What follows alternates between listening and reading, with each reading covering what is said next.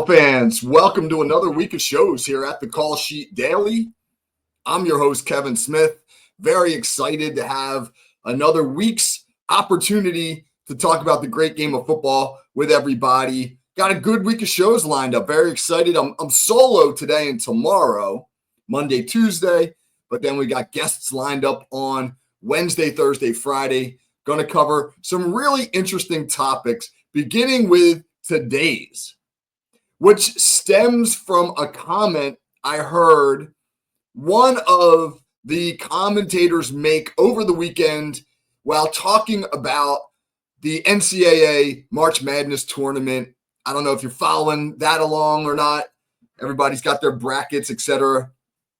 First time, by the way, that the Final Four will consist of all number one seeds since 2008, right? All four number ones made it to the Final Four for the first time since 2008, which is kind of cool, right? You're going to see, I know people like the Cinderella stories, but in this instance, you're going to see the four best teams in the country face off next weekend. And I watched some of the Auburn game, and when the Auburn game ended, they were airing some of the press conference, and their head coach, Bruce Pearl, was making some comments and really talking up his players. And when they cut back to the studio, one of the commentators said, that's why Bruce Pearl is such a player's coach. He's always got their back. And I thought that was an interesting comment. And I said to myself, what exactly is a player's coach? What does it mean to be a player's coach? Because that's a term that gets thrown around a lot. Sometimes it's used as a compliment. You'll hear people say it in a complimentary fashion, like that commentator was saying about Bruce Pearl, the Auburn men's basketball coach. Hey, he's a player's coach. His players love playing for him. He's always got their back, etc. But you've also heard it used in a negative way. I've heard Pittsburgh Steelers coach Mike Tomlin be derided as a player's coach, meaning he's too buddy-buddy with the players. He's not hard enough on them. He's too soft with them. He's gotten too close. So which is it? Where is it? What is it? What is a player's coach? Let's dive in on that. I think that both can be true, that it can be a positive and a negative, but that I think in its best incarnation, it's a positive. That being a player's coach means that you are well respected by your locker room. It doesn't necessarily mean that you're buddy-buddy. I think the key is that you have to find a balance between being an authority figure and being relatable, not necessarily one of the guys. You can't just be one of the guys. You're not one of the guys. It's like what I tell my kids. I say to my kids all the time, I'm not your friend. I would hear that all the time as a teacher, man. I would hear all the time as a teacher, students say, oh, my mom's my best friend. And I would think, that's a problem. That's a problem. Your mom shouldn't be your best friend. Your mom should be somebody that you love. Your mom should be somebody, she might be the most important person in the world to you, but she's not your friend because your friends aren't necessarily there to always encourage you to do the right thing. Your parents got to do that. They got to make hard choices. And that's what you have to do as a coach. You got to make hard choices. So finding the balance between being an authority figure and being one of the guys is a key to being, I think, a effective player's coach. Like, all right, how do you do that? So let's talk about some characteristics of players coaches, effective players coaches. One is relatability. You got to be relatable. Your players have to know that you've gone through similar experiences, that you're not this sort of removed figure, that this distant figure with a whistle who doesn't have any understanding of what they're going through. Football's hard. It would be nice to know that your coach played. I don't think you have to have played to be a coach, but I think it sure helps.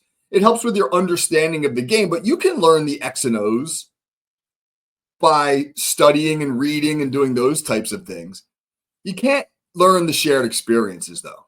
You can't learn what it felt like to go through back in the day when I played 3-a-day practices, or today, even the modern training camps. You can't learn that.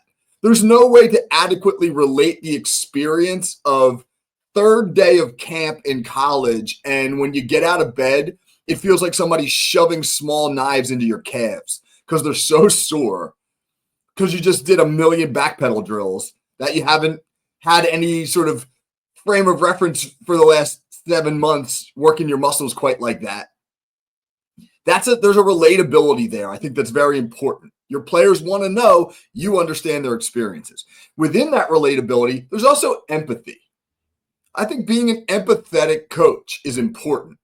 Not being soft, not being a pushover, but having a sense that, like, look, sometimes there are issues that players go through that are bigger than the game of football. And you've got to be able to help your players with those things. I mean, I've coached for a long, long time in Ocean City, New Jersey. Ocean City's a barrier island. The real estate on the island is exceptionally valuable. The median home price on this island is about $1 million a home. And there's a perception that we just have a bunch of rich kids at Ocean City. And we have some. We do. We have some. But we also have some kids that come from some really tough situations. I mean, I've had kids come to me and say, Coach, we're living out of my mom's car right now. Or Coach, we're living out of the motel, out on the boulevard. And I don't know how I'm going to get to practice. And as a coach, if you don't have the proper empathy for that, shame on you. You can't simply say, well, practice starts at 8 a.m., so find a way. Find a way. I mean, find a way is a big slogan of ours. We got it on T-shirts. I'm a big believer in find a way. But sometimes there are circumstances beyond that. I think empathy is huge, not just at the high school level, but at the professional level as well. The challenges are different, right? I have to be empathetic while dealing with kids, knowing that the pressures that they get, sometimes they come from their parents, right? Your parents are leaning on you really hard about your grades, about whether or not you're starting, about college. And that stuff can affect the way that a kid performs. And you have to help them deal with those things. In the NFL, you're talking about $1 million contracts. You're talking about agents. You're talking about what the social media profile of players and the pressures that they go through as far as those things are concerned, how fans are treating them, etc. But it's still empathy. So be relatable, be empathetic. But I think another thing that's really important for a so-called players coach is you hold players accountable. Accountability is huge because one thing that's important, especially to younger kids, high school kids in particular, is fairness. If I could say that there was a complaint that I heard more than any other in my 30 years as a teacher and often as a coach, you don't hear it so much as a coach, but definitely as a teacher, it was this: that's not fair. That's not fair. Young people believe in fairness. And when they don't believe that you will stand up for it, they lose faith in you. As a coach, you got to be fair. And that often means holding people accountable. You can't say, hey, man, this kid shows up to practice late 2-3 times a week, but he's our best player. I don't want to piss him off, so I just let it go. You want to lose a locker room? That's a quick way to do it, man. You got to hold kids accountable, even when that means doing hard things. When you do a hard thing that puts the good of the team in front of that of an individual, you earn respect in the eyes of your players. You are becoming more of a player's coach by doing that than you are by being lenient. You think you're helping a kid out by saying, like, it's all right, man. You're only 2 minutes late. Don't worry about it. You don't want to do the hard thing. You don't want to piss the kid off. That's the wrong thing. You will lose the locker room by not holding people accountable. And when I say be willing to do the hard thing, sometimes that comes with consequences in and of itself. I mean, we had a really tough situation this past year where we had to replace our starting quarterback, who was a senior and a 2-year starter. And somebody who, 9 times out of 10, you're not going to make that move. But we also had a young kid coming up through the program who we thought was very good and had closed the gap on the starter. And we were struggling on offense heading into the playoffs, and we needed a spark, and we made a switch. We started the young kid, and he responded great, man. And we won a playoff game and moved on.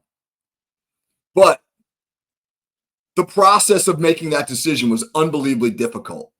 And it was really like a couple weeks in the making. We had talked about it for a couple of weeks, but we just didn't do it because we weren't sure it was the right thing to do. It was going to be hard. It was going to create bigger problems outside the program, involving parents, involving administrators. It was going to be this is going to make waves type decision. I even texted Kevin Stefanski about it. I texted Coach Stefanski and I said, Coach, man, here's our situation. What do you think I should do?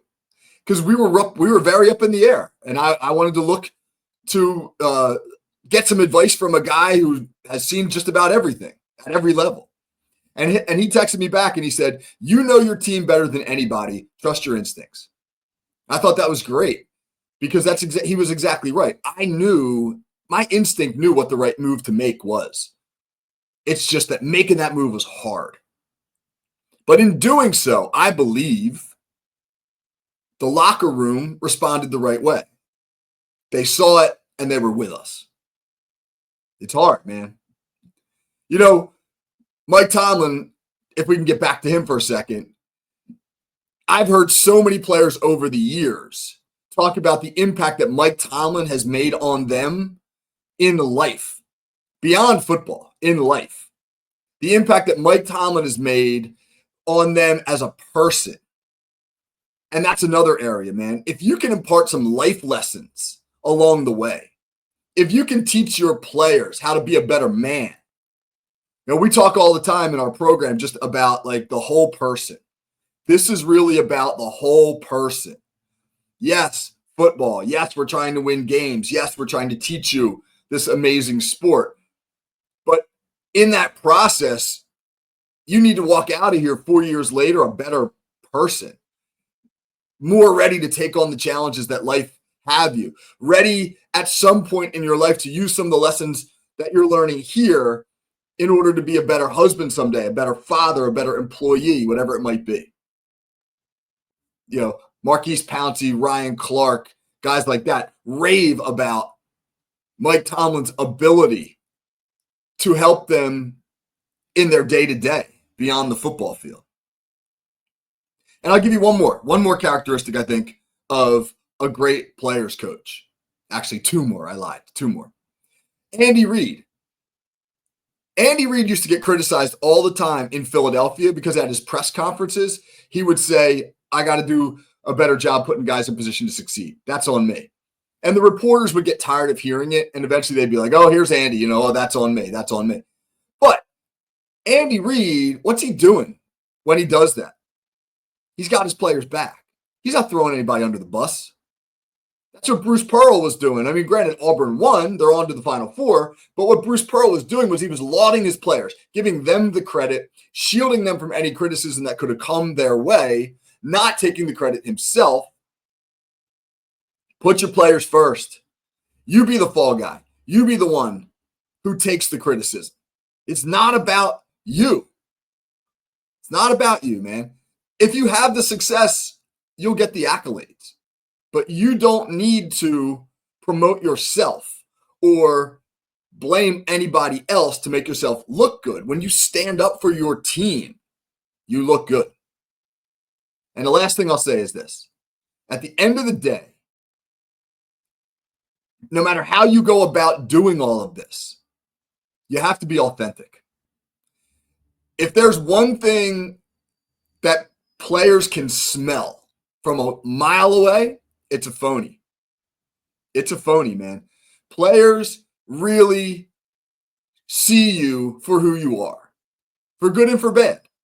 And you don't have to be all these things. If you just want to be a taskmaster and a disciplinarian, and if you think that's the best way to get your team to play well, then go for it, man. Nobody's saying you have to be a player's coach.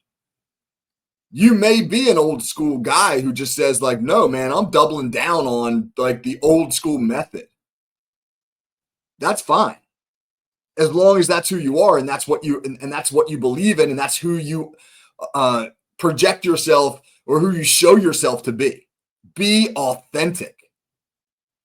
Because for good or for bad, kids will respond to what's real way more than they'll respond to you playing a role or being a way you think you should be.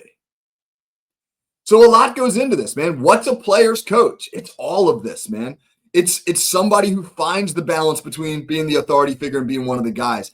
And they do that by being relatable and by being empathetic and by holding the locker room accountable and doing the hard thing. Doing the hard thing even when they know that that's going to cause some potential problems for them, that they're going to have to deal with some things as a result. Imparting life lessons and having guys' backs and being authentic. A lot of that. It's a tough job, man. But a lot of it goes into it. But at the end of the day, man, I think that those guys who do those things and become players, coaches in the most positive light are some of the best coaches and role models that you can find in life. All right, that's our show for Monday. Tomorrow, man, another interesting show tomorrow. We're going to get into the question of specialty coaches, right? The bottomless money pit that is personal training, position coaching, quarterbacks coaches, speed and agility trainers. What's going on now in the football world from a business sense with the new marketplace of training? What's good? What's bad? What as a parent or a coach should you be aware of, etc.? That's going to be an interesting conversation. So come on back for that tomorrow. Until then, man, everybody have a great day. Take care.